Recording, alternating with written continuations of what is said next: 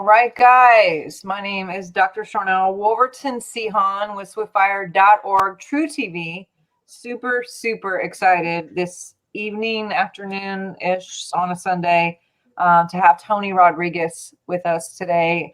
I'm going to make sure our settings are correct very quickly, and why I'm doing that, if you guys could please tell me where you are from, then I can see.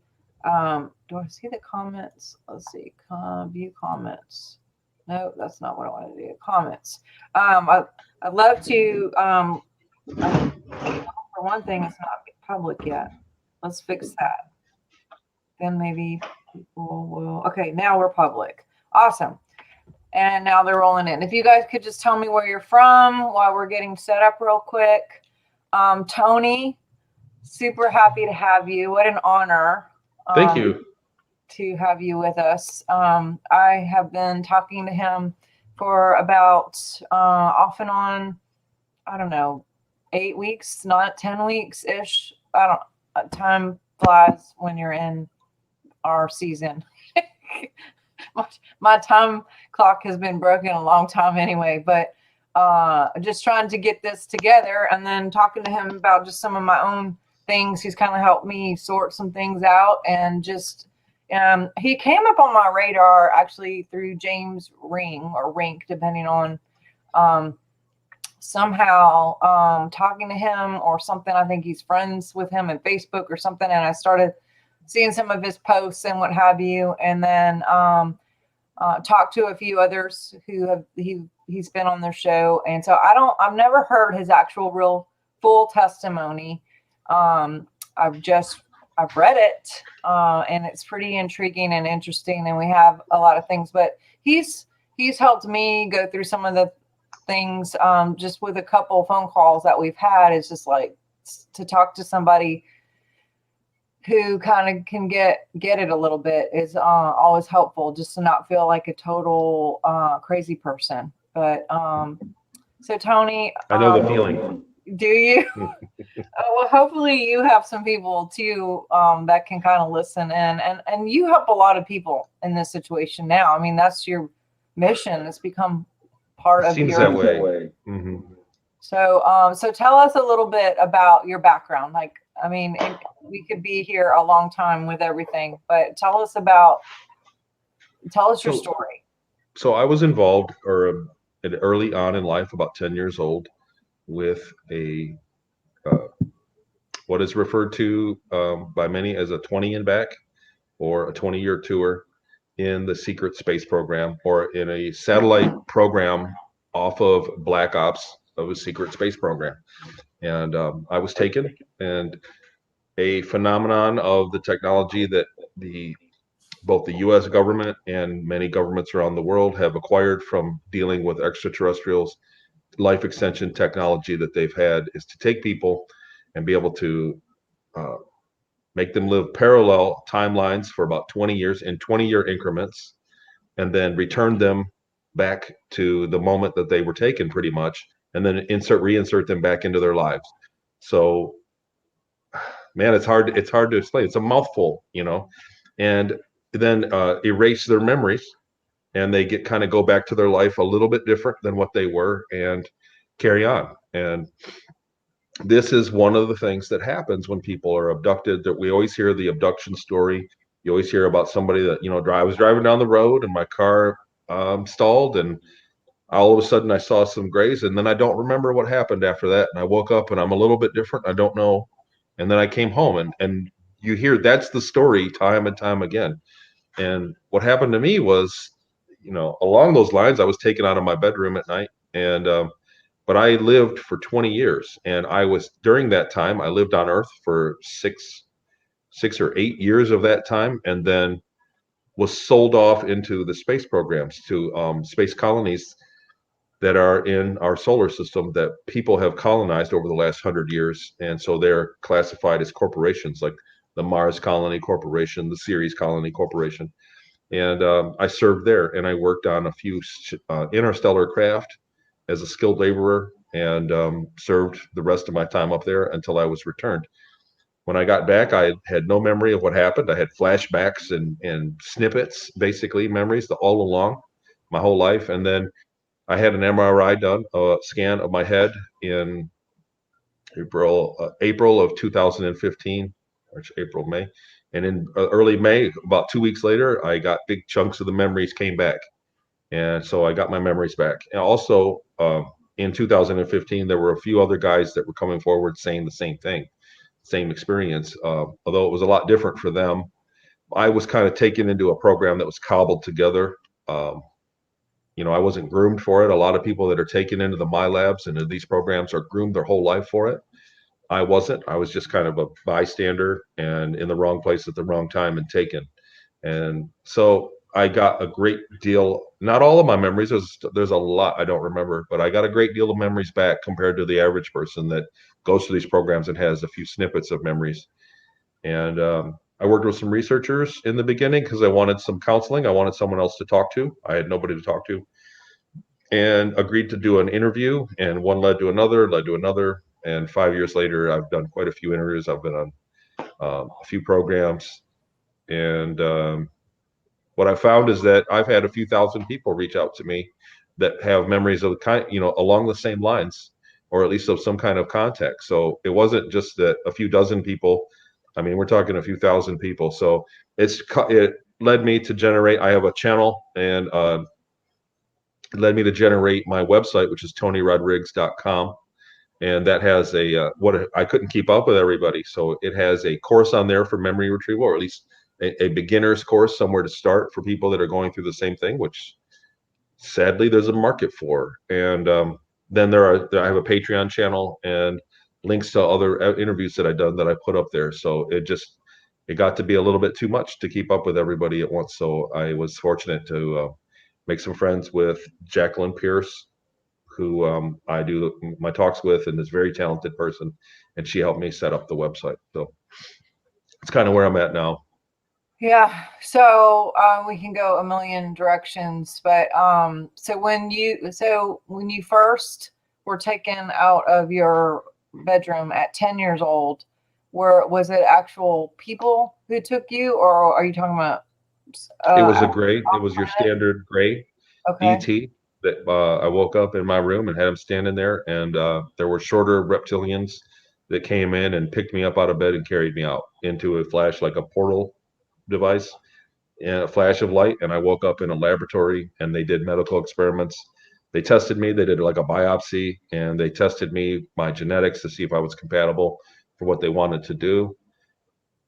There was communication. They spoke with me telepathically and asked me questions. They interacted. I was overjoyed. I thought that this was first contact. I was a kid that was into sci-fi, and I thought it was first contact, so I agreed to help them. And there was a procedure, and I lost consciousness, and I woke up, and I was in a hospital in California, and I was thrown into what I found out. I've been able to find funding and paper trail of a program. Basically was an offshoot of Project Center Lane by the CIA, Project Grow Flame funded, and we were kind of like an offshoot of that, and we were used originally for remote viewing.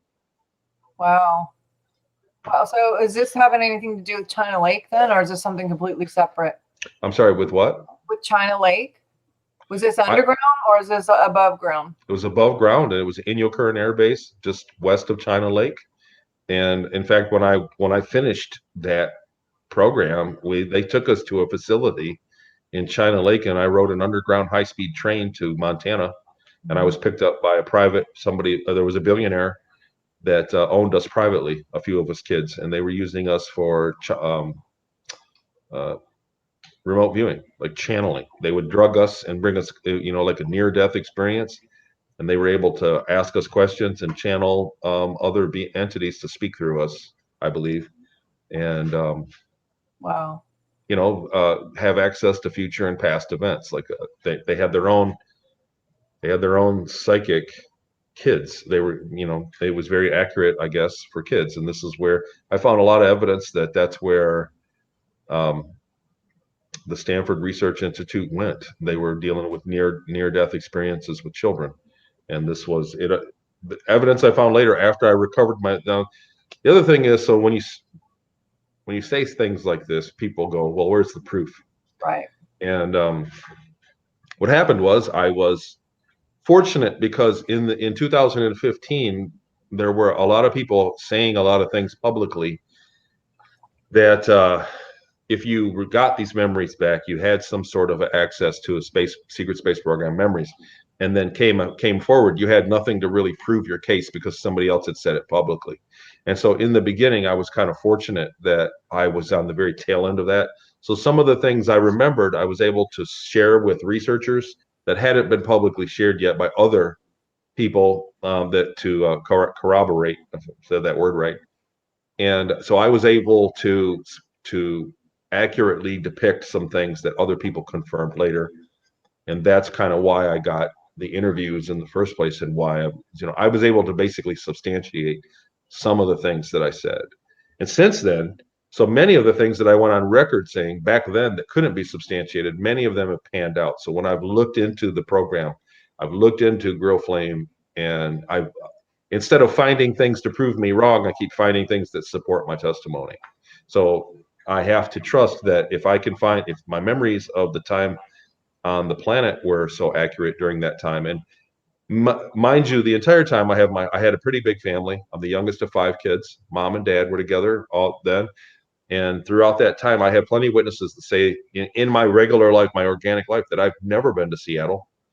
And so there's no way that I could know my way around there. But unfortunately, I went there in 2016. After this, I found the house online on Google Earth, and I went there, and I knew the house, I knew the stores nearby, I knew the beach down the road. I knew the area. I had great memories, accurate memories of the area. So much so that I had even recognized things that had been built up since then. I'm like, wow, that's new. And so that was really stamped because I didn't want to believe it. I didn't want to believe all this stuff either. I was looking for a way out. Like, what is going on here? I wanted something. When I was talked to somebody, I was like, please prove me wrong, because it was kind of a heavy cross to bear. It's a tall ledge to leap from, to believe that you've been involved with these things. And so when I went to Seattle and literally everything panned out exactly how I remembered it, then I had to entertain the space memories too, which I'm happy to say that recently, so back in 2015, I had been questioned greatly about the series, the Okator crater. I'm saying that right? Okator, the crater that has the white spots on Ceres. And I remember we did a flyby back in the late 90s on one of the craft that I worked on, and there was a geyser that was going off for a couple days. There's a geyser there, and the water would shoot up about 10, 11 kilometers and then evaporate, and salt and minerals would snow back, and that's what the white spots are on Ceres. And when the Dawn probe got there in 2016, they nationally originally said that it was a cocktail of minerals, and I said no, it's salt. It's basically salt and a little bit of magnesium. That's what I was told as I was flying over it, looking out the window at the geyser going off right up close. That crater is like 50 miles wide. And just recently, last summer, I think it was in August or so, NASA published the results of the Dawn probe, and they confirmed that it was indeed salt. So that was something that I called out in 2015 and 2016, and it was proven right. So that was very vindicating for me. So that was, substantiates my testimony of my time and space. The other thing is the flight path. I went back and got a map of Ceres. The flight path that I originally drew over that crater, I'd drawn it out, that we had gone from basically left to right, also connects to where I said the hangar was. And I found that out after the fact. So I had memories of flying over that crater in a certain direction, and then months later I came across a map, and it would be the direction you would fly if you were heading back to where I also identified the hangar entrance to be as well. Well, and I get the whole part about credibility for others to see you as credible when you're sharing, and then no one else knows. And so you're just validating what they've already heard or interviewed from other people or other kids or other adults. But at the same time, there's something to be said about when some of these things come back, like you said, and you're surprised that you're like, oh my God, see, there's another thing. Cause I get that you want to be wrong. I totally get you. Cause you're like, this can't be right. But then you hear someone that you've never talked to before, or you read something and you're like, oh my God, or it triggers a memory or a flash of something. And then you start hearing 5 or 6 people saying the same thing. And you're like, oh my God. Like, and I had told a few people, just my close friends. And then, so I get that. I totally, even some of the things that you have said just now, I'm like, oh my God, that's another thing. Like, so it's interesting how you can talk to some other people, and you do want to be wrong, but you also, it's like a relief too, in a way, because you feel like you're not a crazy person. Right. You know what I mean? Because Absolutely. like Yes. you're really pissed off and sad that it's happened and that you're right, but you're also like relieved that you're right. There's a cycle that, experiencing it the way that I have and the way I've told it. There was a cycle, first of disbelief, of great memories. When I got the memories back, I knew that it was more. I mean, we're talking about decades of memories, and memories of interpersonal relationships, memories of friends, of lovers, of fights, of bad, abuse, horrible things. So there was a lot of memories, and that just those first few days of remembering that was like hard to internalize. Mm-hmm. So that was the kind of a first step. But then after that, I got to the point where, what do I do with this? Mm-hmm. What, there have been people that have suggested that it was, I was programmed in order to start some kind of disinfo. And I'm like, oh, okay, well, that's great. I should be talking about that too, because who could program somebody with an extra 20 years of memories? Why would you do that? What is the result of me speaking about this? Really? What is the change that's happening in the world because I've come forward? Really nothing. So it seems like a lot of problems to go through to take somebody and put them, you get what I mean? Like it's a lot of effort for a small result. I don't think that the people with had access to that kind of technology would bother. So there was that realization, like, what do I do now? And I didn't want to take it to the grave with me. I didn't want to die and then be laying there on my deathbed, go, I should have told somebody about what I remember. And so I did, and I started to talk about it. And then what happened is I started to reprove it to myself, because again, it's hard to swallow, it's hard to believe, even with my memories. Like when you tell somebody about flying in a ship over seas, I actually have the mental image of flying in a ship over seas. Like I can smell the place. After that, it's kind of like there's a realization that not only, okay, so I have to go with it, that happened, but not only that, but that means that our world that we live in is nothing that we believe it is. That means that the construction of government, the way that everybody believes, everything that we are living is a lie. Mm-hmm. Right? Because we are in the dark ages. We are back in the 1800s, man, with the horse and carriage compared to what these people were living where I was. And so if that's the case, then what's going on here? Like now I'm kind of in that position where, and it just kind of organically unfolded where people started to reach out to me like, look, I remember it too. I get memory. Like, thanks, man, for coming forward, Tony, you're great, but I have memories. What do I do with it? And I get those all the time, constantly. And there's really nothing I can do. There's not a silver bullet where I can help somebody remember more or deal with anything. And I've heard terrible stories. I hear a lot of things that I frankly can't believe, but that doesn't mean nothing happened.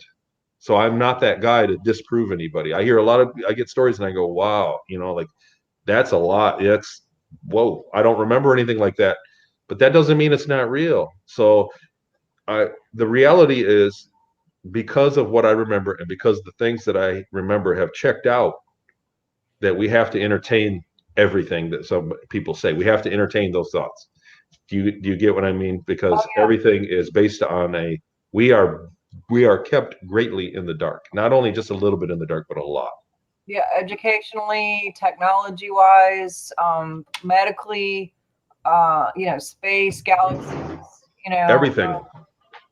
Yeah, and then there's these programs from school and up, to give you only the information they want you to have, because perception comes from information. So if their information is the only information you get, whether it's being withheld or just disinformation, that your perception is where it is. And then they use other people who all have that perception to keep all those people in line with that perception. So if you have anything that's outside of it, they don't even have to do anything to you, because the people who are in that frame of mind can be the policers of what you're crazy or this or that, you know. So it becomes a peer pressure type situation. I think that a lot of things recently, so obviously we all know that the world we live in, especially, I don't know people from out of the country, but in the United States, people, our last year, a few years that we've had have been unlike others, and people are polarized on one side or the other. I can see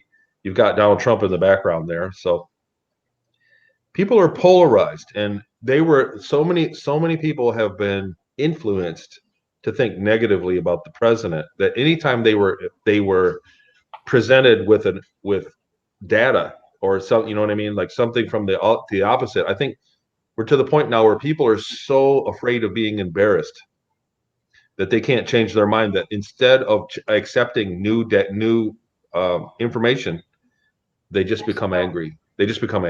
And you get what I mean? Like we don't have political discussions anymore. It goes from zero to a fight, unless you agree right off the bat. It goes from zero to a shouting match. There's no back and forth. There used to be, but I think people are so heavily emotionally invested now. They've turned up the emotions involved, that you're so afraid of being embarrassed by saying that you're wrong about anything, and vice versa. It doesn't matter what side. People are so afraid of being embarrassed that they will immediately just get violent and defend. People will defend and fight for that program. I mean, when my memory started coming back, I have to be honest, I had something I didn't have. Are you saying an MRI is a thing that makes it happen? As you mentioned the MRI. Look, so I always mention the MRI because there was a guy named Michael Ralph that came forward, and he published the Mars records, and he after getting an MRI scan of his head, recalled memories of a service on Mars. He did the same thing, like 20 back on Mars. I was a year into my account of dealing with researchers before I found that out, and I went, wait a minute, I got an MRI, and I was able to go online and look at my medical records, and lo and behold, it was exactly 2 weeks before I began to email people, researchers, because I got my memories back all in one shot. And I went, wow, what a coincidence, right? So another guy did. So I always mention the MRI. That doesn't mean that that's the cure. It's just I want to be clear that it may have been, but it was coincidentally the same 2 weeks that I got the bulk of my memories back. I did have a scan. I went to the doctor. I was having headaches, and it was probably because I needed glasses. You know what I mean? Like I needed reading glasses, and but I was having really bad headaches for a long time. And she said, "We better get you just checked out. Go down and get an MRI." And I did. So, and then 2 weeks later, I remembered a 20 in back. Wow. So it may have something to do. It may not. It may be a coincidence. But I always present that out there because, I like to give everything that I remember as best I can, because I really don't know what's the scope of everything that's gone on either. Right. I don't know. There's a lot I don't know. Well, and then from what I've studied and what I understand a little bit is, when they use the different drugs to wipe or swipe or, make you not remember, there's different ones that they've used and can use. And they're supposed to be, they want it to be 100%, but for some, I think there's like 5% or less that it doesn't work on at all, or they're 3%. About 3% of the blank slate. So the other thing is, I was in the early 80s, and from other people that have come forward, we found out that they've really changed the process, that they've gotten better at it. So people that are taken in the early 80s, you have more people that get their memories back versus people that are taken in the late 90s, because they've really gotten better with the technology of blank slating. And then there's the seep through type thing too, where it can go, maybe a decade or two. There's like a time clock on it where you start to like bleed through and the memories start to come through. Go ahead. That's what they found, is that people that have, some researchers have found that everybody that's come forward, myself, Michael Ralph, Randy Kramer, other guys that have come forward. It's usually after the 20 years. So they go on a 20-year tour, then come back and then live another 20 years. And then it was 30 years later. I was in my 30s when I was in my late 30s when, no, what, 15. So, 40 years old already. It was quite a long time after I experienced it that I got my memories back. Interesting. That's wow. And then some people it doesn't work at all. Like, so, and actually, to be honest, even if you're not drugged and blank slated, this is common with sexual abuse as well. For people who have had problems, or been molested or raped at an early age, they can, you split, you can block it off, and then we just with counseling and different things, or maybe some trigger can come through, or a dream. You might have like a nightmare where it's reoccurring and you think that it's a dream, but I'm working with these people who do scalar waves, and they are able to tell if it actually really happened. And they used an event, a specific example where they had used it with this one girl and found out that her dreams were not dreams, that they had really happened. So I said, well, can you do that with anything? And they actually tested me and with multiple things, and it came back that it happened. And then also I did a natal chart. I mean, you wouldn't think that this would show up, but it actually showed up in the natal chart of during that time from 3 to 6 specifically, high electricity, high technology, time travel, and it's like, this lady doesn't know anything about me. And she's just like, oh yeah, the Uranus was in here and blah, blah, blah. So that usually means a lot of electricity, a lot of time channel.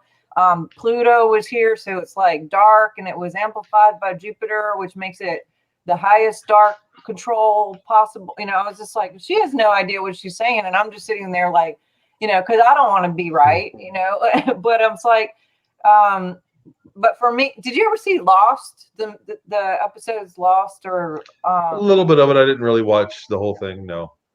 Yeah, well, I just finished. I think there's like a million series thing episode, but at the end, they're all in these different parallel whatever, and they see someone that they've been in all these deals. And I'm sorry if I'm spoiling it if you guys are out there. Spoiler alert. But there's a part where like something happens and they touch or they grab a cup or something and they like connect, and all of a sudden they can see where they were in different times together, and it just like parallel places, or I don't know if it's reincarnation, I don't know what it is, but I was like, that is exactly how it felt for me with either a different people or a thing. It would just like something would happen, or I would smell something or whatever, and I was like, all this stuff would just come down. And I had a thing like you too, where I was literally, I don't know how long your thing was. Mine would be in stages where there was one period of about 3 or 4 days where I wasn't sure if I was going to be here any longer. Like it was rough, like the roughest. So, cause some of it's just like you said, all these different bits of like, what's real, it's like all these lies and everything that's been, it's just like, what's real? Is anything real? So what do you do when people are coming to you and they're talking to you? Like, how do you suggest people like get through, being where they are now with everything that's happened? I mean, what? Like I said, well, there's no silver bullet. So what I found in my own case, in the very beginning, like I said, when I got these memories back, it was terrifying. It was terrifying for many reasons. Mostly because I really didn't have anyone to talk to. I started really having bad emotional, anxiety from it. And I'm thinking I need to get some counseling. I need to talk to somebody. And I knew that if I went to your standard over-the-counter professional counselor, I was going to be immediately medicated, and I was going to get nowhere. I was going to get no answers to what I remembered. And so I dealt with other researchers instead. But what I found was that when I unraveled what I remembered when, and I've worked with a lot of people. I've worked with a few thousand people since then. And 99% of the time, I find that if you take what you remember and try to figure out a time around it. So when it may have happened, how old you were when you got this. So I had let's just say, for instance, somebody said, I had a dream that I was taken. And it's a reoccurring dream that happens all the time. But there's one thing about it that's super real. And I go, well, when did you first have the dream? And they go, this time. And I said, well, what happened around that time? If I find that when you put it in and this is in the memory course that I offer on my website, is that I find that if you put it into a timeline and then begin to analyze other things that you think may or may not have had any correlation with it, and then stretch it out and look at the time, like, okay, now when did you remember it? Where are we now? When were you born? When did you move? And you start looking at events in people's lives that it really starts to point an arrow at things that happen. Like a lot of people just have a little bit of things, but then I go, well, what happened? When was that? And I go, well, what happened 20 years later? And they go, wait a minute. And I go, and there was a change. There was something new 20 years later. I said, right. So you were 15. How old are you? You're 50. So 15, what happened when you were 35? And they go, oh, that's when I got married. And, like there's always increments there. So recently I've spoken with Dr. Andrew Bashago. I was fortunate and had a phone call with him. And he said he was famous from being in the Project Pegasus, was a CIA or like a U.S. government time travel program. And what he said was within the program that the Earth has 20-year pulses Wow. in 20-year increments. That when you look at tree rings, that every 20 years there's a different ring. A lot of tree rings, it's a 20-year thing. And he said that the Pegasus, the early versions of it, of the program, could only go back in 20 years. So they could only go back 20 years or 40 years or 60 years. They could go back in 20-year increments because the radiation, there's a signature of these pulses on the Earth that allow for time travel to happen. So Wow. what I've also found is that people's lifetimes will have events on 20-year increments as well. When you talk about weirdness, like, there was a flying saucer that flew over me and I don't know what happened. I go, when was that? And they go, okay, 1980. And I go, did anything happen in 2000? They go, wait a minute. When in 2000 I was at the beach and there was another. You get what I'm saying? Like, these are things that we need to start thinking outside of the linear component of our life, because you're talking about people that have technology that can step outside of time space. There are literally, I remember we were doing business with bases that were inside temporal bubbles around Jupiter, in the vicinity of Jupiter, not close to it, but in the vicinity of Jupiter, that there were actual rips in time space, or space bubbles. And you could go in the bubble, the ship could fly in, and it had to fly out exact same angle and speed. Otherwise, it would come out at a different time.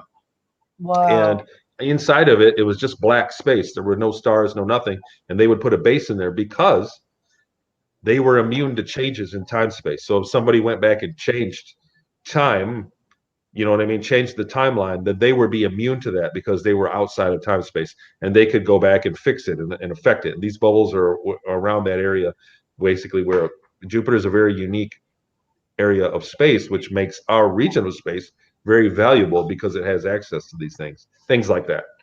Um, so that's what I recommend to people. Break it down, break any kind of weirdness down into a timeline, take note of it, for the very simple reason that you can add to it later. Because if you're starting to remember things, if you had contact and you're remembering things now, more things will come.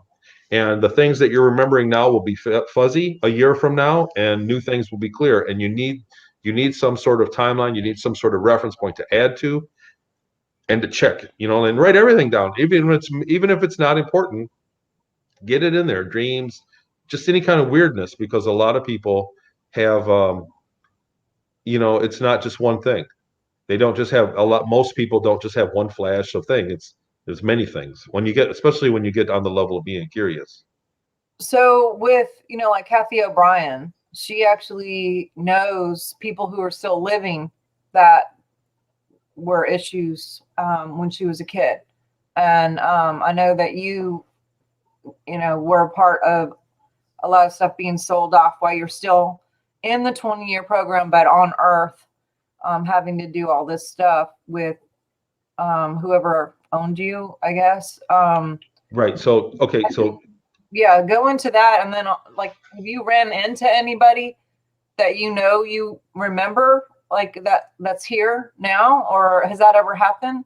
yes, I've met a few people that I met during that time that I've been contacted by a few people.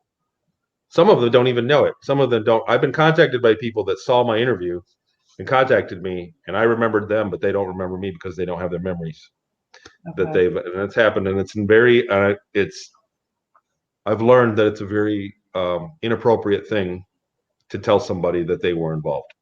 So it's something that you have to undo for yourself, because your higher self or whatever needs to give permission to that. It's not something you can force on somebody. In other words, if I walking down the street and I see somebody that I knew while I was working on series, and I go, "Hello, do you remember me?" and they go, "No," it's very inappropriate for me to tell them that they've been involved in something so kind of far out. It's just I've done it, and it's damaging. The person that I did it to was very damaged from it. It was very traumatic. The Kathy O'Brien thing was, in the beginning in Seattle. So people that have access to these programs, you tend to, I think most people, we've been programmed to think that people that are wealthy or people that are in power are somehow also noble and moral. You know what I mean? You just think like, well, you wouldn't be that wealthy if you weren't very smart, and that's not necessarily true. And people that are in charge of these programs were, well, the one that had me in the beginning was a practicing Satanist, Hmm. and a kabbalistic Satanist, and so he was committing ritual human sacrifice as well as pedophilia. And so we were at some point when I was no longer good at being a remote viewer, I did a couple years, about a year and a half of service as a sex slave, and there in Seattle. And so there, Kathy O'Brien, I believe, went through the same thing, but she was like a higher level and 100% dedicated to the sex service. So this is a very real thing. They are very organized. It's been around for a very long time, longer than the United States. There's this cult, and it's something that's very real. It goes on to this day. So, like you said, everything is not what we've been told it was. Sexuality isn't either. We've been told to what? Not have sex, get married, don't have sex, don't do it. But we can. You know what I mean? The elites. We find out more and more. The Epstein. You know what I mean? All the elites. Prince Andrew. Oh, they're having quite a bit of fun. They're having quite a bit of sex. They're having quite a bit, and they're using slaves. They have slaves, and we don't. It's uncomfortable to entertain, but it's the truth. And they also use it because it's so easy. Remember I forget how long ago it was ago, a decade ago, the guy that was in charge of the IMF, the International Monetary Fund, Mhm. all of a sudden he was involved in a sex scandal, lost his job, lost everything. Just he had some uh it was a maid or some hotel maid said he sexually abused her, and then that was that. He was out of there. It's a very powerful, undefendable thing. So if a girl comes up and says that a guy sexually assaulted her, basically he's going to get in trouble. And this is a very powerful tool that the elite use to control each other in government. And Epstein is our public proof of it. You don't take my word for it. Go research it. And there's a lot of it. There's a lot of evidence to support what I say. And these are things also that I remembered in 2015, before the Pizzagate, before the Hillary emails, before Comet Planet Ping Pong or whatever, before all this stuff came to the surface, and then was pushed under the surface as a conspiracy theory. Before Epstein, before all this, I came forward and made a connection between, you know, the pedophilia and the Satanism and the space program and the secret space program, the secret military. I made that connection with because it's just what I remembered. And then I was very saddened when it came true, when it became public. I was very saddened to see that everything I remember existed and does exist. So You know, this is something, like I said, we've been led astray. We've been kept, under wraps and in the dark. And these are things that are going to have to come to light. People are going to have to realize that, right or wrong has to be sorted out later. We need to worry about why and how. And that's just what I remember. So Kathy O'Brien was, I feel, I never read her entire book or the entire testimony. Like, I think I have the PDF somewhere, but I went through it. I read enough to know that she's legitimate, and that's exactly how they operate. That's exactly how the cabal operates. And sadly, that's like one of the better pieces of evidence that supports my account. Well, I haven't read her book. I just saw A Thousand Pieces, which, if you guys haven't seen that, go watch A Thousand Pieces, Roger Richards' documentary that exposes a lot of this stuff and all the ABC three-letter organizations and what's really going on there, and how so many people are having to actually leave these organizations to support real government versus the government that we are living in. And but yeah, she's been out there for years, speaking the truth and whatever. Have you met up with, like, you said that you've recognized people and people have recognized you? When is that from the Seattle stuff? Is that from the Mars stuff? Is that from the Jupiter stuff? Is that from all of it? Like, I mean, and when that happens, like, I'm just curious, like, walk me through that. What it's like? Yeah, you can't, because you don't say anything anymore, because you said something before that, and then it damaged, you said, which I understand. That could be like, what? I get it. A lot of people have gotten a hold of me and said, "Do you remember me?" And I said, "No, I don't." And I really do have a hard time with faces.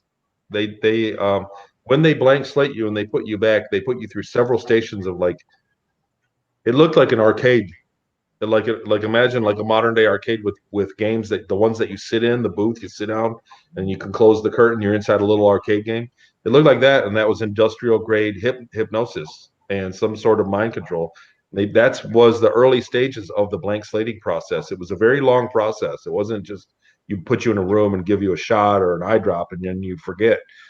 It was a few days of hypnosis, industrial grade hypnosis in these machines. And one of the processes was to make you forget faces and names of streets. Like, I don't remember street names. The ship names are hard, but you still remember things about people. People can be very unique, and I'm sure everybody here can agree that there are people in your life that you would recognize in the dark, if you were blind and silent and deaf and mute. You would still recognize them by behavior and just by the feel. And you know what I mean? People behave a certain way. And if you had amnesia, you would still go, man, you're so familiar. Yeah. And so there were things like that. There were people that contacted me. I don't want to give names or even really when. But there have been a few, and it's like, you know them because when you get to the point where you know somebody on a very personal level. And strangely, I've heard from other people that have gone through the experience of 20 and backs, or 20-year tours, as I could like to call it, a 20-year tour, that there's a saying, not a saying, but there's a consequence of people that fall in love up there tend to find each other down here. Really? Right. And it's like super, they say that you hear it time and time again, that it's just weird long shot where we just bumped into each other at the mall. I knew it was her. I remembered her. And you know what I mean? Like, during the same time, that it's like a very, it's one of those things that is very unlikely, but still happens more often than it should. It's concept. It's like a phenomenon. That's what the word I was looking for. It's a phenomenon during the 20 and back thing, that people that serve together and become lovers tend to run into each other down on Earth. Even if they live on the other side of the planet, they still will somehow find each other. And it's just there's some kind of soul thing that happens, Flames, even in other galaxies. Pretty cool. Yeah, well, I mean, maybe not that powerful, but just, you know what I mean? Like you make a connection. Like I said, like the elite are having a lot of sex, and everything you hear from everything from the elite is don't have sex, Mhm. abstain, just say no. You know what I mean? Like they don't want us to, but they want to. So there's more to it than just procreation or being, you know what I mean? There's a lot more to it than what we've been told. So So you did how many years? You were in Seattle for a bit, and you were in California for a bit. Where else? Peru, On Peru, okay. And what I were was you? I was taken to a base. I was given by ETs. I was given some kind of medical procedures, a major medical procedure. They knocked me out, and I woke up with with amnesia. I had no memory of my mom or dad or my brothers and sisters. And in Inyo Kern Air Base, in that area in Southern California, I went through a trauma-based mind control program, and basically like a theta programming they called it, and remote viewing. And then I was shipped from there to Seattle for a couple weeks, for like a week, and witnessed a bunch of the satanic stuff that was at that house.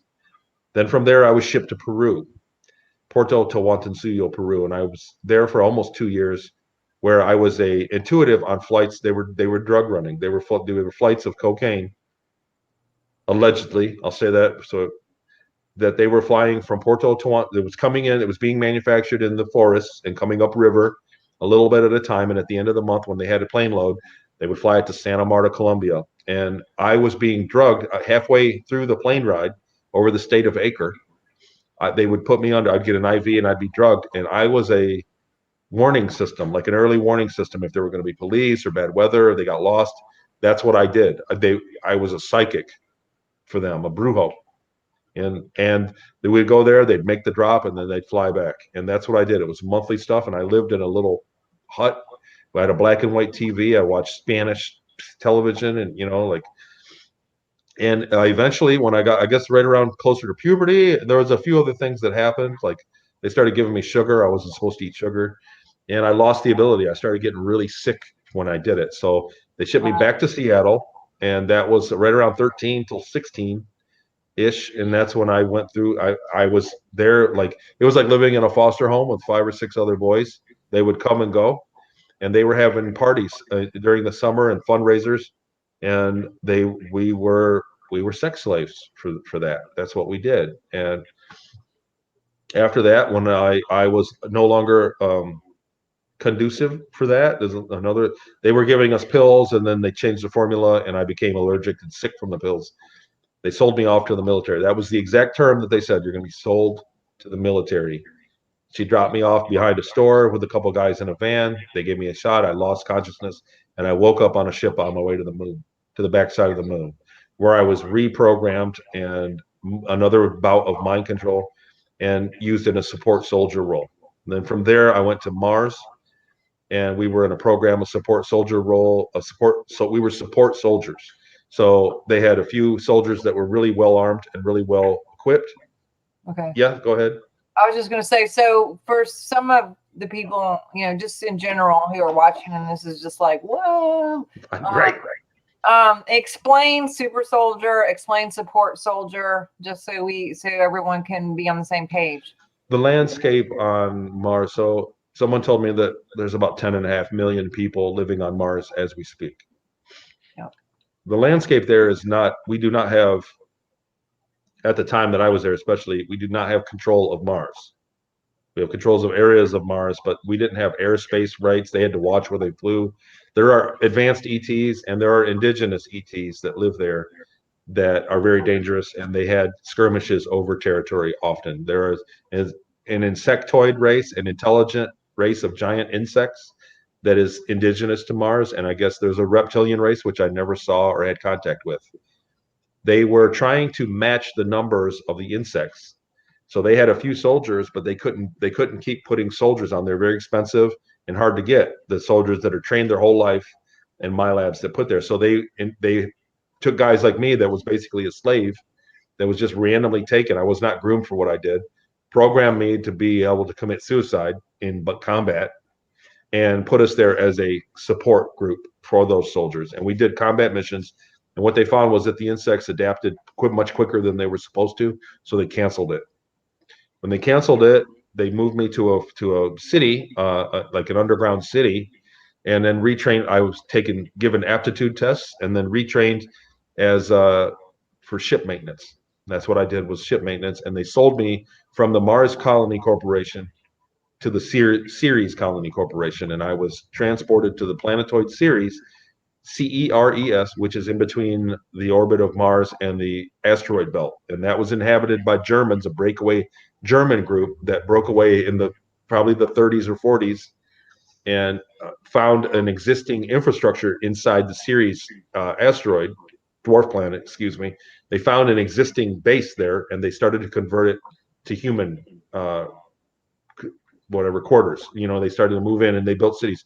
And there were about 200,000 people, 225, 230,000 people living there at the time. And they were building towns underground throughout the inside. Whenever they found a large pocket of water, they would mine, and they find water and empty it out, and then go in there and build cities. And then I worked there for about 12 years, 10 or 12 years. I was a ship maintenance for about 8, and then that ship was decommissioned, and I was put on a new ship and retrained, and I was a cargo engineer on interstellar trade flights for the Ceres Colony Corporation with other AET races throughout the cosmos. And we did that. That was my job, and I was a cargo engineer, basically measured and weighed the cargo and entered data into the computer. So so there are tons of people there, and then there's the ET races, and are they interacting with one another? Like, absolutely, yes, absolutely.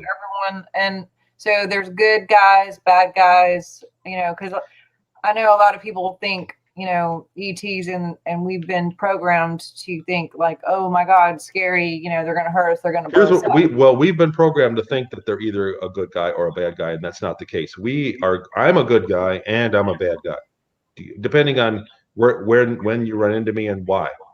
Do you know what I'm saying? You are a great person, and you're a bad person too. You know why? Because you're a person. That's you're right. Yep. And so every time we see a show or a story, read a book, a story, there's somebody in that show or that story that's always good, and there's another person that's always bad, because it makes for a good read, a quick read. It doesn't make for reality. And the reality is, with the ET races, they're just like us. They're good and bad. There's not a single good guy. There's not a single bad guy. There are cultures that do things that we might find disgusting, like the Germans had slavery still. They stole from people. They were basically a military ran organization, so kind of misogynistic as well. They had arranged marriages, like, I forget the word for it, but basically they were carrying on breeding. They're trying to breed their population. And so there's a lot of things that we don't agree with that we find civilized, but that doesn't mean that it shouldn't exist. And that's just the way that they went. So other races, other cultures, even around the world, there are people in Papua New Guinea that eat people still. There's still cannibalism. There's still tribalism. So space was the same way. Space was the exact same way.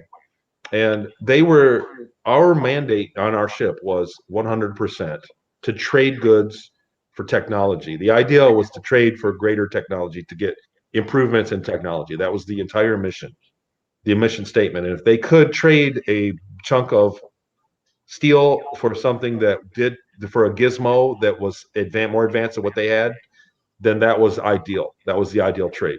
So that was what we did. And they were always entertaining guests, ETs, to come there. They'd roll out the red carpet. They would entertain them, and they wanted to court them into a trade deal to learn their technologies or whatever it was. I mean, there's always a lot that you could trade. And what I remember is that most of the ET races throughout the cosmos, they don't deal in money, they deal in knowledge, and they trade knowledge as a currency. So and DNA is a big commodity. Commodity. Yeah. Thank you for that word, commodity. And then also these people, because there's humans there.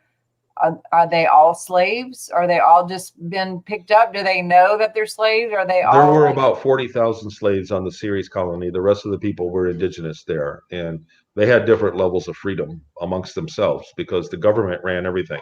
The military was basically, the people that were military officers basically had run of the place and a semblance of freedom, even though they were in a military. The citizenship, I really, I don't know what their level of quality of life was, but they had a pretty iron hand when the authorities showed up. So, but it was basically a military ran society, and about 40,000 people that I'm aware of, uh, 40, 50,000 people were slaves there, and I was one of them. We were kept in a barracks, and we were basically labor. We did labor. And I know the answer to this, but both female and male. I mean, there's all different Yes. genders there, and even the soldiers are both. Mm. What about procreation? Are there kids? I mean, There were children. Yeah, I saw children there. I get asked a lot. I got asked a lot today, actually. What animals were they? Did they have pets? I was just thinking I, dogs or I didn't cats. see any. I did not see any pets there. I don't have any recall of any recollection of pets. That doesn't mean they didn't have them, but I just didn't come in contact with them. The other thing was we had to wear a collar. I had basically like a shock collar, like a dogs have, and that was part of the mind control. Was you were trained, you were programmed that if you were shocked, that you would stop everything that you were doing, go into like a catatonic state, and await command, and it would last for 15 or 20 minutes, after a shock. So that was part of the original programming in Inyokern that they gave me. So I had to wear a collar, and to go out into public was pretty humiliating experience. People would tell you, get out of the way. I would get ordered around. There was nothing I could do about it. And so it was very humiliating. And I kind of stayed away from the general public as much as I could. I rode trains and I spent time where I was welcome, which unbelievably enough was a place in the red light district. They had a red light district, and there was a place there that I could go and just kind of sit and be left alone and not be in the barracks. Because when you were in the barracks, when I was off duty and in the barracks, at any given moment, I could be drafted and have to do work.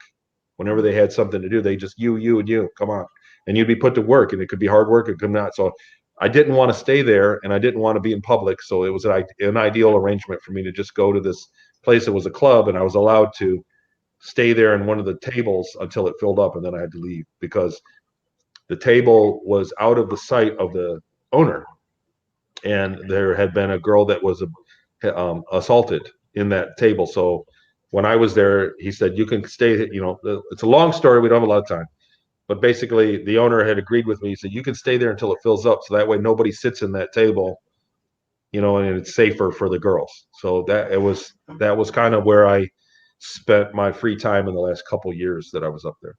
Well, and then when you came back, because people are asking about your parents, and I mean, I have my own version, but when you came back, you were 10 years old, and were you remembering, because they regress, the age regress, and they wipe you, and you're back like just a little bit before your time that they took you away. But did you have memories right away? Did you know that you were even back? I mean, what was your integration like? Okay, so they take you and you're gone for about 30 minutes. So from the time I was taken out of bed, I went and lived 20 years and was put back, and we can go into that. That's a whole nother show. And I was put back, and about 30 minutes later, I was put right back in bed. When I woke up the next morning, I had the sensation of not being there for 20 years, even though I had no memories of those 20 years. Those memories were gone. I woke up the next morning and I went, I'm in my room. And I was like somewhere new to me, but I remembered I had my toys on the ground, on the floor, and I was still I went, I'm home. I'm in my room. And I was thrilled. And I went downstairs and I told my mom and my sister and my dad that I hadn't seen them in years. I feel like I haven't seen you in years. And my sister said, shut up, dummy. We just had dinner last night. Like my older sister was like, shut up, you dummy. When I went to school that day, so I had to get up in the morning. It was a Friday, I think, Thursday or Friday. But I went to school, and later in the day, I had to use the bathroom. I raised my hand and I said, "Can I go?" And this wasn't a big school, a giant school. I raised my hand. I said, "Can I?" Fourth grade, and I said, "I need to go use the bathroom." And she said, "Okay." And I said, "Where is it?" Because I Wow. didn't remember where it was. And the whole class laughed at me. And she said, "What? You just used the bathroom yesterday. You know exactly where." I said, "No, seriously, I don't remember where it is." She said, "You're Wow. too mean to tell me you don't remember where the bathroom is." And another girl was like, "It's right down the hall there."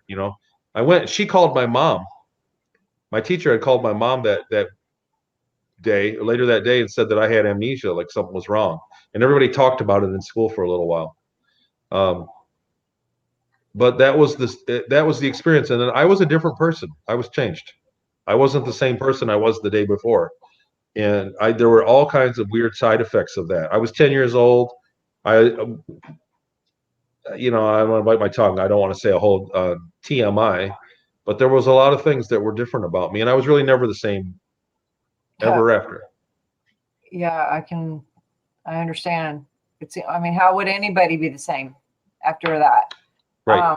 What's interesting is with going back to the scalar wave, they can actually, they gave me a number of this 20-year period, but they didn't understand how. I mean, we'll have to talk off camera, but I mean, it's so for people who don't believe there's aliens at all, let alone aliens here on Earth, explain, because from someone who has firsthand information on that, I would So love. look, right. Okay. So lately I've been going round and round with some flat Earth people, and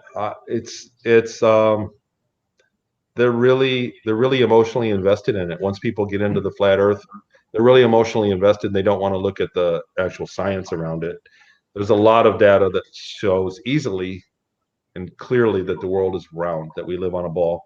Astronomy is a great thing. I tell them, and I don't want to sound like I'm condescending or anything, but I say, like, get into astronomy. It's an awesome hobby. It's fun. They have parties, star parties. Get a little telescope, and then get to learn. I'm sorry, but Sorry, that's funny. you're reading something. So, but yes, ETs, for people who do not believe that there are ETs on the planet working with our government in the ground, like my lab stuff, like Well, just the existence of ETs is basically an easy logical assumption. So back in the day when they said there was no life, in the 70s, when you went to school and you asked the teacher, is there life elsewhere? They said, we don't even know if any of the stars have planets around them. That was the argument. They said, we don't know if there's life around out there because we don't even know if any other planets exist. So now they have exoplanets galore, plenty, and they're everywhere. So now the numbers suggest that life is not only possible but probable. And really, the reality of between me and you, that the reality is that 7 out of 10 stars has an Earth-like planet inhabited, and all of the stars have a base or some sort of civilization that's moved into the star system and using it for its resources. Life is very old in the cosmos. It's very common. And people want to think that, what is the Pleiadians are in charge of everything, or the Andromeda. That's not the case. We could leave and go to other galaxies and come back in the same day. So the entire universe, once you reach a level of technology, is accessible, and it's an almost infinite amount of civilizations. So you're never going to meet everybody. You're never going to go there. It's just not. You got to live a long time before you can do that. It's a very populated, very infinite, big neighborhood forest. It's a forest that we live in. So there are many different life forms throughout. As far as proving that they're here on Earth, I mean, there's a lot of history about it. There's a lot of can't give you a smoking gun, right? Because they are much better at hiding it than we are of finding it. But just recently, I think just on Fox News, they came out and said the Pentagon and other people have confirmed that there are craft from other worlds and they had materials. I saw like it was, I forget his name, but there was a Fox News show that had material that was not of this earth. They had a piece of material that was from a craft, and they said they had it analyzed and it's not of this earth. So the mainstream news is admitting it now.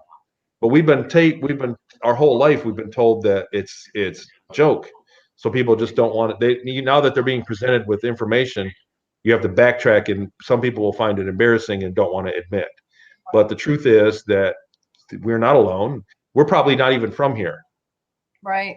We're not even from here in the beginning. How did we go from an ape, and then 200,000 years ago, only 200,000 years is the human record. The world, there's a lot more that happened since then. So we really don't have our own history at all. There's a lot that's going on. So there's a great deal of evidence. If there was 1 millionth the evidence that I was a criminal, I'd be sitting in jail tonight. Do you know what I'm saying? Like if there was 1 millionth of the evidence of extraterrestrial life on the earth, 1 million, if you break all the evidence we have down and take 1 millionth of it and then use that much against me that I'm a criminal, I'd be sitting in jail right now because that's how much evidence there is. There's just so many eyewitness reports. There's videos. There's so many things that just go on. And Yeah, when people you are look like at, fake or it's not real, or it's, especially now that we have so much great technology, you know, oh, that's the movies, or it's CGI, or, you know, I but love you, it when people yeah, always say, like, when I say something, they go, "Oh, there's bugs on Mars." So you saw Starship Troopers, and then I make a sketch of the reptiles that took me out, and they go, "Oh, you saw Communion."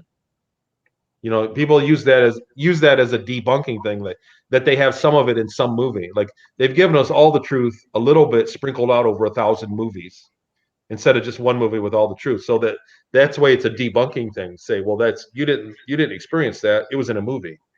yep, like Jupiter Rising, the reptilian in there is like, when I saw that, I was like, oh my God. Yeah. I mean, that triggered a bunch of stuff.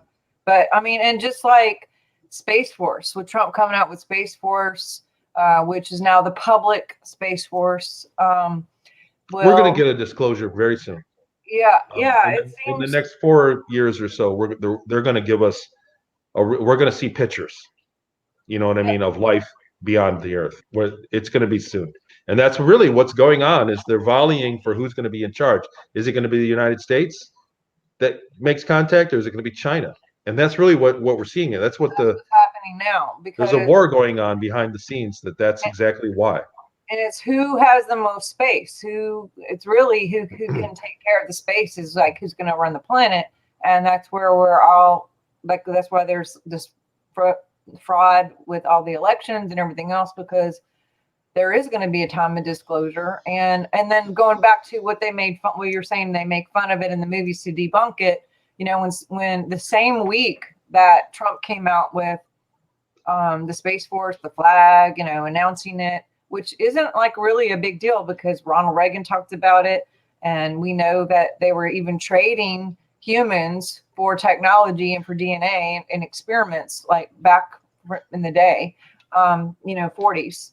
But Netflix comes out with Michael Correll's, you know, Space Yeah, the Force, joke of it. to make fun of it, to Yeah, just go, a oh yeah, comedy. yeah. And then they just went off, and every, you know, first I was like kind of excited because I love The Office, and I thought Michael Correll, you know, and I watched like 20 minutes or so. I was like, oh my God, I can't. Like, it was like, this is so disappointing, because they were just trying to make fun of him and everything about actual Space Force and or any kind of life off planet, but let alone on planet. I mean, you guys can look up like Valiant Thor, and I mean, there's technology. How do you think we're getting all this technology? A lot of it's reverse engineered, even the iPhones, replicators, med beds, you know, spaceships. All there's so many things that aren't declassed, that are declassed. Like, Well, once they give us the anti-grav technology, then it's basically the genie's out of the bottle. We'll have the ability to leave the earth, and then we're going to become, some people, let's face it, aren't ready to be in space. There's a huge section of society that very much and very, in a petty way, victimizes others. And I wouldn't wish them on any extraterrestrials. They really don't deserve to go anywhere. So we have a great deal of society that doesn't value life, but doesn't value respect. You know what I mean? And so that's going to have to be curbed when we do. Once the anti-grav happens, and that's really what they're holding. Once that happens, once we have the ability to go in our garage and build an anti-grav engine, we'll be able to leave Earth. We'll be free, and we're going to be somebody else's problem. And so they don't. They're all on the same page that they don't want our problems until we can solve some of them. And we're going to see that. We're going to see in the next 4 years, regardless of who's in power, we are going to see some very, very quick advances, not only in technology and energy use, but in societal. We're going to see some big society changes right now, like quick, because they're trying to get us out. Because we're to the point now where we can discover them. You know, before it was only a university that could afford a telescope that could see that. Now people can have the technology in their garage to build something that can see them. So they have to kind of speed it up.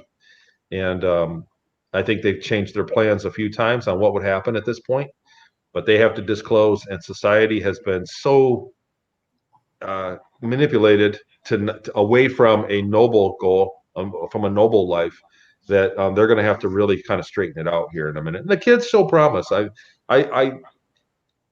I'm both concerned and proud of the kids nowadays. You know, I gotta say that most of the kids coming up, like, there's really a big emphasis on inclusion. You know, on being what's the word, accepting of people. Whereas when I was a kid, it wasn't. It was, you know, beat them up kind of thing. So I think that that's a new trend. I think it's a good thing. I would just like to see them a little bit more empowered so that they work for themselves. So we'll see how it goes. But there's going to be some big changes in the next 4 years or so that are going to lead to inclusion into a galactic civilization. Well, we're definitely going to have you for a part 2 for sure, because I have like literally 2 pages of questions. Look, and I want to say that I've been reading the chat here, and there's a lot of great questions that I'd love to get to, but I don't want, you know, they'll take a lot of time. There's a lot of awesome questions over there, so I love the Q&As. If you are okay with this, we can schedule a part 2, and it'll just be like questions. I would love that. I would love that. Take some of these that are here, some of the ones that have come up through here, you know, but I do have one before we went. I'm sorry we went over time for what I said that we were going to do, but I could keep going for a long time. Can you do one more question? Yeah, absolutely. Okay. So what do you say? Because like for me, having the things that I'm remembering and what have you, you know, you've said this many times and you were like, because it's a lot. I mean, it's a lot for me, let alone talking to others. And like my husband, who I'm married to now, we were together years ago. We had a breakup. We got back together. But I've known him since I'm 17. And so he, to me, knows me more than most anybody on the planet, besides my own family.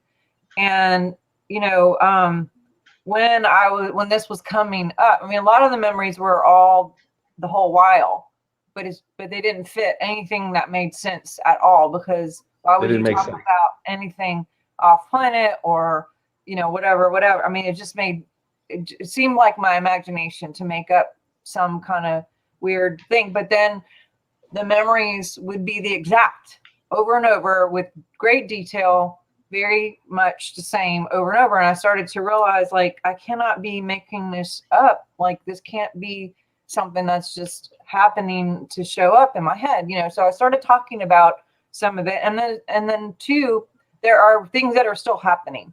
Like, these aren't just things that happened, you know, back then, but there's things that are still happening. And so having to compartmentalize it through the filter of what I have in this program, for a while, it was through God and ministry and angels, and I love God, and that's a great question too, is like, what about God? But that's a big question though. So, you know, and missing time, and, you know, hours being gone and then put back and stuff like that. So I would talk about those things, but it was through the filter of what I can only know is, oh, well, I guess this is God doing stuff, you know, and not that God isn't, I do believe in God. I just don't. Anyway, that's a whole nother thing. But so whenever I was telling my husband, and then I would get like confirmation or someone said something else, I'm like, see, like, I'm not the only one. This person too. He would be like, baby, it's a lot. And even telling my mom, you know, some of the things, and she would know some stuff, and she confirmed some things, and I was like, okay, good, I don't feel so crazy. But also there's that, like, I remember at one point my husband saying, how come you never talked about this? You know, and it's like, it's hard to say because it sounds so stupid, because it doesn't fit anything, you know what I mean? Like, underground. When you're piecing it together, when you're piecing it together, you don't have a clear picture. So you don't speak about things that you haven't solved. You know what I mean? Like unless somebody's solving it with it, when you're putting it together in your head, you're unsure still. So it's hard to speak about things that you're unsure of because you can be talked out of it, right? Yeah. And what you said earlier, the way you described it, it was a reoccurring thing with great detail. It was exactly how I experienced it before, like when I was in my teens and 20s, while it was still going on. That's exactly how I experienced it. And I thought, like in a dream, you don't remember how you got there. Like imagine you dream that you're in a store. In the dream, if you stop and you become lucid, you don't remember driving to the store. You can't instantly dream that you got up that morning, took a shower, got in the car, and drove to the store, walked in the door. You don't have that. And a dream doesn't work like that. You also can't go home from the dream because it's a dream, because it represents something else. But a memory, when these came through, I had a memory of waking up, taking a shower, getting dressed, riding a train, getting on the ship and going. And I would have these memories and I would go, when could I have possibly done that? I also have memories of every day of my normal life. I'm 17 years old.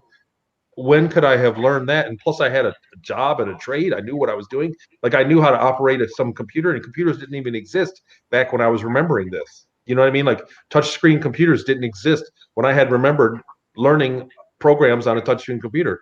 And so that it was the same experience, like you said. And I just said, well, that's got to be bullshit, and just kind of brushed it off. And it wasn't until later when I realized, and I learned about from seeing some other things, that they take people and they can go off in a quantum time dilation for 20 years and they can put you back right where they found you.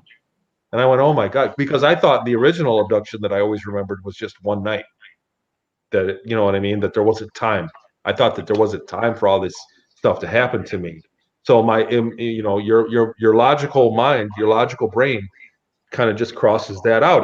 That can't be. So just move on. And when I finally realized that, boy, they had all the time in the world. I had 20 years. Oh my God, that happened. And then I went, oh my God, that happened. And once you can accept it, once one of those memories gets accepted as real, the rest kind of flooded in, and it was very difficult. It's a very difficult thing. Most people, 99% of people that I speak to have bad things that they remember, the emotional things. You know what I mean? Like people, they're not using us. They're not using us. They're not taking people and using them in programs so that they can go up and be on vacation. They're using you to do very difficult, very horrible things. Yeah. For jobs that are undesirable, and that's why they can. And they say, well, you're not going to remember it anyway. So Yes. that's how justifies the humanity of it. And well, they won't remember it. So if I take somebody and abuse them and use them to get what I want, it's okay. They won't remember it. I'll put them back in their life right at the same night they left. They'll get up the next morning, go on about their life with no harm, no foul. That's how the management sees this program. That's how they see it. So I'm happy that I remember it and I can talk about it because I disprove that bullshit that they gave us, that you're not going to remember it anyway. So I'm living proof that it's wrong. And they say that you're not going to remember this. You're not going to remember this. It's like a program to not remember. And there was like physical things that would happen. You're going to die if you remember. Different things. Well, so they call them parting gifts. What is it? They call them parting gifts. They give you parting gifts. Here's your parting gift, and that makes you a block. When you start remembering, you start writing it down. You'll become sleepy or you're hungry or whatever. You'll be distracted. They put subconscious blocks in there so that you can't remember, and those can be defeated. It's like working out a weak muscle. So when you start writing it down, you do a little bit today, and wait a couple of days, do a little bit, and then you get tired. And just do it over time, and after a while, it gets strong. You get stronger, and you don't have that effect anymore. It goes away. It's just hypnosis is why they did it. I hadn't heard of it referred to that way, but I've also had where people have physical symptoms besides sleep, where they just feel sick or they, different things. But so there's so many things, but last thing,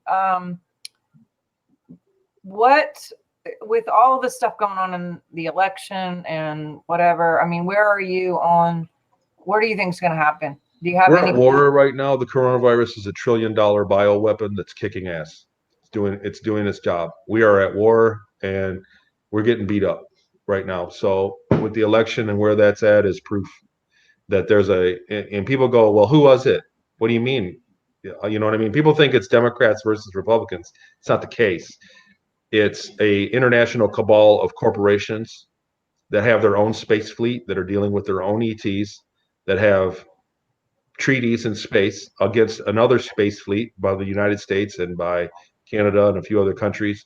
And it's an international cabal, and they're basically operating in every country around the world. It's an ancient religion, a cult that worships some ET god and is okay with Satanism.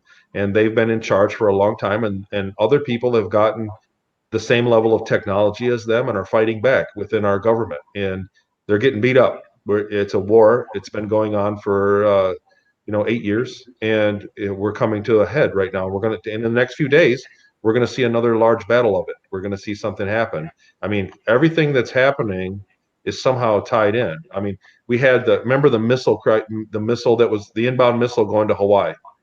Then that same week, there was meteors over southern Michigan. There were things that looked like meteors. It was like something breaking up. We've been seeing stuff break up in the atmosphere quite often. And it could be meteorites, but B, it could be orbital craft fighting, and which is really is. It all started in 2012 or 2013 when we had all the earthquakes worldwide. All of a sudden, earthquakes spawned because they were pouring in bombs and blowing up underground facilities. Mm-hmm. They had certain nets that made people keep not remember their time, and those technologies were disabled. And then all of a sudden we had a generation of people that came, myself, whistleblowers that came forward remembering this stuff. They all, most of the time you go, why didn't they kill you? Because they were busy fighting. They were at war. And we have been at war. There's been a lot going on. And the coronavirus is $1 trillion bioweapon. So you're saying because the underground places were blown up, that it broke a net that connected to the memory? A layer of security, absolutely. Wow. Because so many people that I talked to, that seems to be a pivotal time, 2012, 13, and then again, 16, 17 seems to be a huge It was right after all those earthquakes happened. And earthquakes happen in places in the world that are not volcanic. Michigan had them, there's a fault line, but they all happened at once, and in a short period of time. So that was the first volleys of some warfare. There's a war going on up there. I've talked to a lot of people that have great memory of their service, and their timelines would suggest that they're still up there fighting. So they can remember things from our future, which is their past, when you think about it. And so there's a war going on between the colonies in the solar system, and it's a vie for who's going to be in charge after when the population of Earth joins them. And so whoever's in charge of all that is going to be very powerful when they have 7 billion people under their control, or 4 billion, or whatever's left, or who's going to be there. So we're in the middle of some very historic times for a disclosure. And what we're seeing with the coronavirus is it's a weapon, and it's kicking ass, because look what it's done. I mean, when you war with a country, when a country wars, the first thing you do is cripple their capacity to make war, their economy, and their production. I can't even get a freezer. You know what I'm saying? Like, you can't get ammo. We've already been crippled.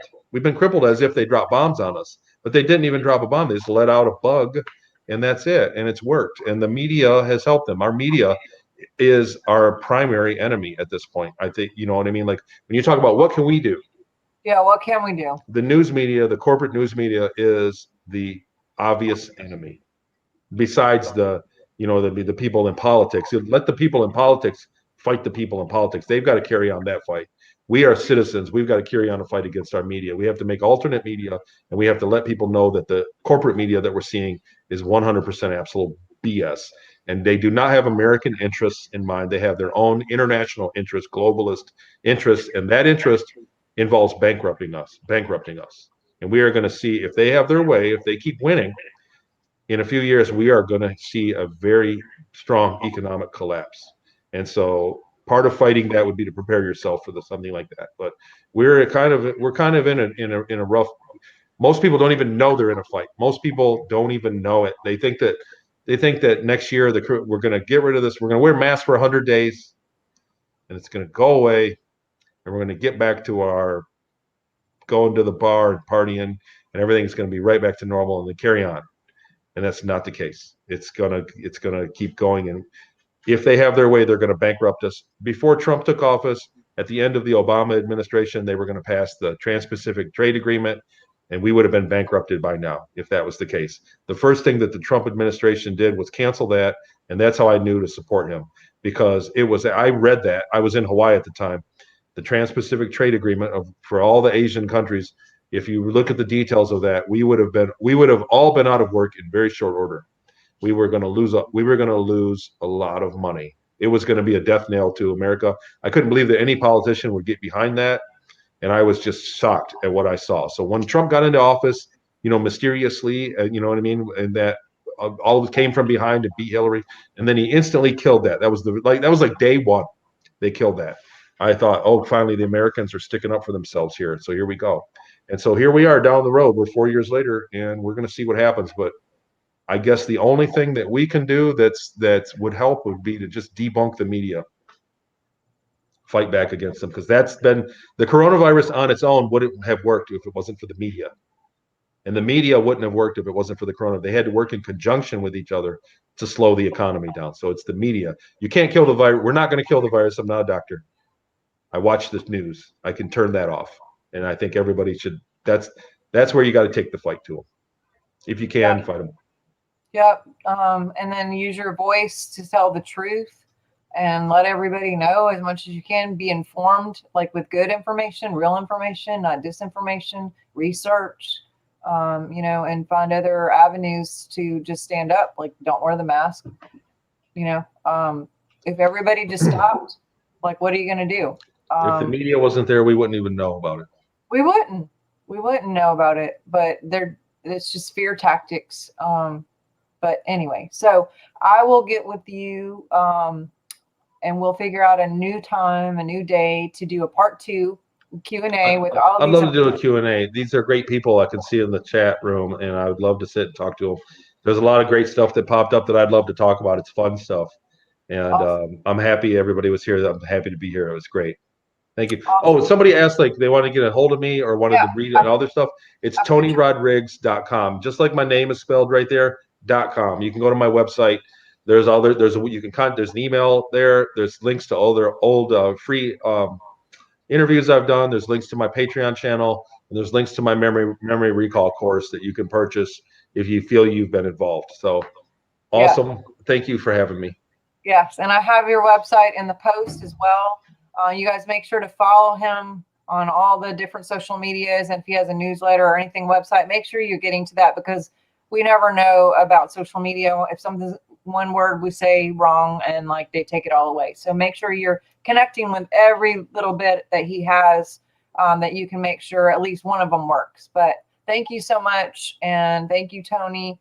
And you guys have a wonderful evening. Keep on sharing truth and being love everywhere you go. You can find me at swiftfire.org. Oh, there he comes back. All right, I actually clicked the wrong thing. Oh, that's okay. I popped out, so I didn't mean to leave. You had to go. You can also go to swiftfire.org. Please get on my newsletter for the same reason, just because, I have a strike on my YouTube. They've taken my Facebook down. They took my website down twice now. We're in a media war here. We are in a war. Yeah, I sent something out about the tests and the nanotechnology, 2 videos having to do with that and how to support AI, issues to shut down the robots and all of that. And mysteriously, my website got taken off at midnight that night. And so we do have it back on again. And you guys go get on the newsletters and figure that out. But thank you all. I love every one of you who are here. Thanks for spending time with us tonight and all your beautiful comments. And thank you so much. Tony will be back and look forward to our part 2. And you guys have a great evening. All right. Okay. Take care. Bye. Talk to you soon. Bye-bye.